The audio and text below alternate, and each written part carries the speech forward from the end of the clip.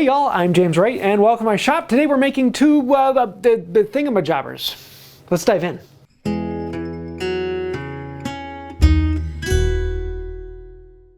Adams Parks. We can do something with these. Let's have some fun. Zebra wood, live oak. Can never go wrong with live oak. Red gum, Australian wood. This is palm, annoying stuff, and then this is this. For this first one, we have this bulbous end. It's almost like an egg.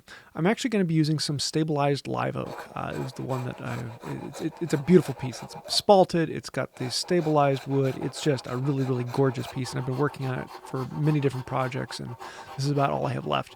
I actually got this from the Tally-Ho project. When I was out there to help him. It was a scrap that was in the throwaway pile because, well, it's spalted and it's not for use in the boat. But for small things like this, it's great. And I stabilized it a long time ago, and I've been working on little pieces out of it. For something like this, it's a little larger than a quarter. I don't need much on here. So I'm going to start by roughly shaping in the size that I want, cutting in close to it. I want to keep it attached to the main block because that'll make it easier to work. I realized it's a good bit wider than it needs to be, so I'm going to cut down some excess here and make it a little bit smaller. I'm making it basically twice the thickness of the scale so I can have one scale on either side. And then we can come through and start rounding it roughly to the right shape. I want to stay away from any sizes I would want and just get it close to what it is. We'll also cut in on all the sides so I can round in. And again, I want to get as much shaping done as I can now when it's attached to the block. Because it'll be much easier to do now than it will be when I take this off, because it's hard to hold on to little pieces. But if you can keep it attached to this, then it becomes a lot easier to work. So we're going to get roughly to the right shape and to just roughly rasp it all down and get it, that looks pretty close. It's a little larger. It needs to be in all dimensions, but that's okay for right now. Now we're going to split it right down the middle, and then this will give us our two scales to go on either side. We can cut that off, and we need to smooth out those surfaces a little bit so that they will fit onto either side. So I'm actually going to use a bit of sandpaper to keep them rough so we can apply the epoxy to them, but still flatten out the connecting face as well as the top face, because once I connect that, I'm not going to be able to clean that up again. About that long. For the second bottle opener, I'm going to be using some of the palm. I figured for a small project like this where I'm not going to be messing with it, yeah, this is okay. Palm is a horrible, horrible wood to work with. It's not really a wood, it's more of a grass, and it splinters all over the place. It's one of those things that it sounds good, but in reality, it just never comes out the way you want it to. And so I thought this would be a good place. Thankfully, it's about the right thickness. It's about 3/16 of an inch thick, so it should work out pretty well. We're going to cut down these two scrap pieces to then get attached to either side, and I want to make sure that they are exactly the same. So I'm going to lock them together in the bench and flatten them out. Rather than hitting them with a plane, I'm actually going to use a file to do most of the cleanup on them, because planes, they just splinter and chip off, whereas a file will give you a little smoother surface.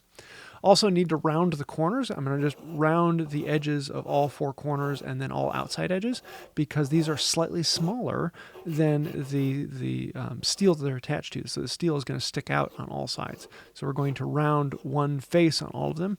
I'm going to do most of the work with a coarse file, and then I'm going to come back in with a very, very fine file and do the detail work up a little closer.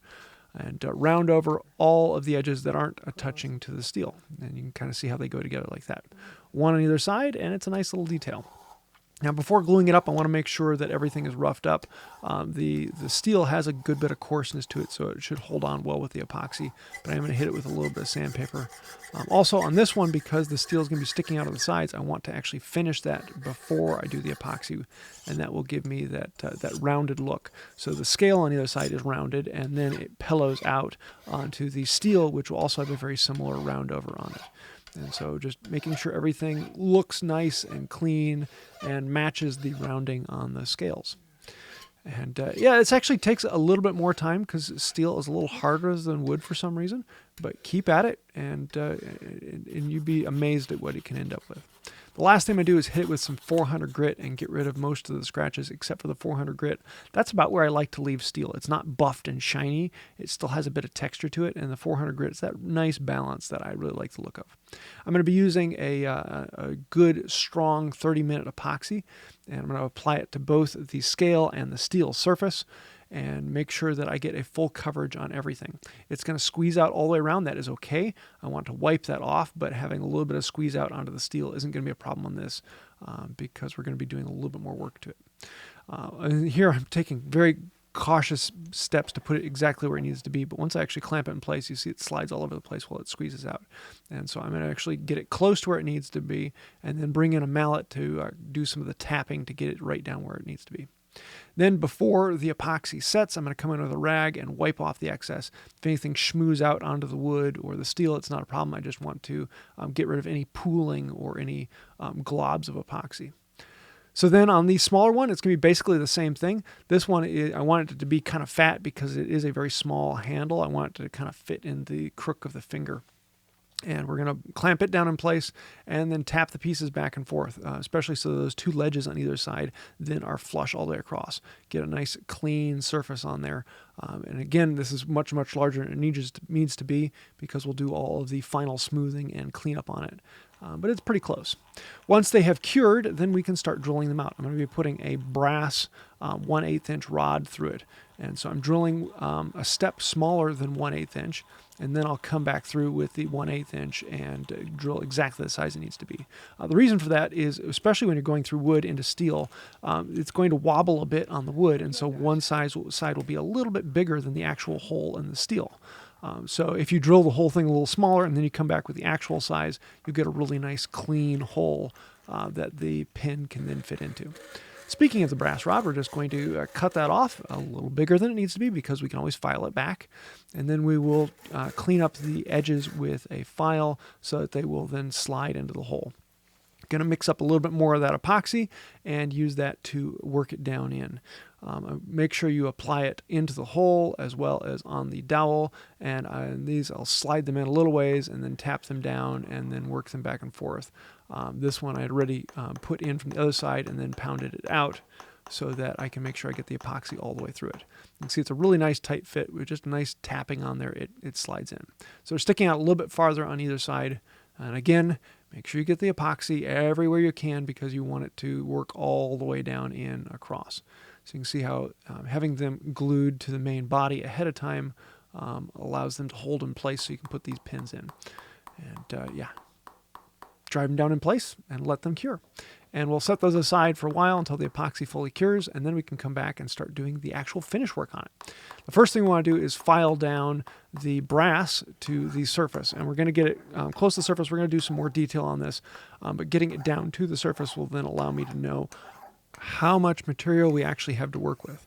On this smaller one, it's much easier because the scales are almost exactly finished. We're just going to file them flush and then do the last bit of sanding. The palm has a lot of voids into it, and so for the finishing, I needed to do a good bit of filling on that. But yeah, for this one, there's actually still a good bit of work. I'm going to come in with a rasp, and I'm going to take it down close to the steel. And I want to stay away from the steel if at all possible. It'll nick it occasionally, but with the rasp, we don't want to hit the steel quite as much because it's not designed for it. But once I get it close to it, then I'm going to come in with a file that I have no problem hitting the steel with. And you can see I'm going to wrap this around and work from one spot to the other, taking it down to the shape I want. I'll put it in a hand screw clamp and then clamp that in the vise, and that allows me to position it in any direction I need and actually be able to work around small things. I do this a lot for handles and totes, anywhere there's a lot of filing and cleanup work. And I want to keep running it until I get into right into the steel and get it right up flush with the steel, and then grind the steel down a little bit more so I have a nice transition from wood to steel to wood. We're going to put a little bit of a chamfer right up on the edge, and then with that you're always going to end up with small facets, and I use a foam block to get it close. This is a really coarse, like I think it's like a 80 grit sanding block, but it allows it to deform onto the surface. And then a lot of times I find it easier to actually rotate the work and keep the file in line so I can round over the edge by rotating the work as the file goes past it. And then for the final detail, I'm actually going to hit it on some 400 grit sandpaper to get that nice smooth surface all the way around. On the other one, it's basically just the sandpaper. Clean up any excess epoxy that's coming off on the side, smooth down the edges, and sand it over, and you get to what you want. Now it's time for the fun part, the boiled linseed oil. Oh, happy, especially with this live oak. I love how it comes out and you can really get the grain popping in this. There's just so much color in it, and yeah, live oak is absolutely gorgeous to put boiled linseed oil into. And then the palm you see a lot of texture with it, and then when it comes out, it's like, oh, it's all black. You can still see a little bit of the texture, but palm just doesn't pop quite as much, which if I thought about that ahead of time, I may have used a water-based poly on that one, but I decided to do the linseed oil. And then, of course, I hit them with some poly. This is actually in a spray can so that you can coat them pretty heavily. And I coat them with a wipe-on poly in the spray, and it actually gets me a nice surface. They still have a couple coats left to do, but I had to get the video out. So, yeah, there you are. So there you have it, bottle openers. These are kind of fun. They're really simple, little easy things. These are actually sent to me by a fan of the channel, and one of these will be going back to him. And we're just having a little bit of fun experimenting, trying something else. So he does blacksmithing and sent me the blanks. Threw a couple handles on them. It's a really simple, fun job. It's amazing what you can do with a tiny piece of wood and a chunk of metal. I really like how these came out. Simple little project. I really enjoyed it and a lot of fun along the way to use up some tiny little scraps. So I hope you like that. If you have any questions, thoughts, ideas, things I could have done better, things I should learn, let me know that down in the comments down below. I do read through all the comments and I answer as many as I can get to. So thank you for that. That does help out the channel, as well as hitting the like, comment, share, subscribe. All those things do keep us going, keep us in front of more people. Thank you for that. If you want to take it one step farther, we do have the patrons on Patreon. Everyone scrolling over on the side, they are the ones quite literally keeping the lights on and keeping us running. Without patrons and members, we wouldn't be here. As well as the people down below who click the little join button, they are the members here on YouTube. We do have special perks for both patrons and members, and we try and do regular hangouts and things of that nature. So thank you for that. If you'd like to find out more, well, you know what to do. I think that'll do it for now. And until next time, have a wonderful day. Steel forged bottle opener. Look, it's steel there. Yeah, it's steel there. It's steel a bottle opener.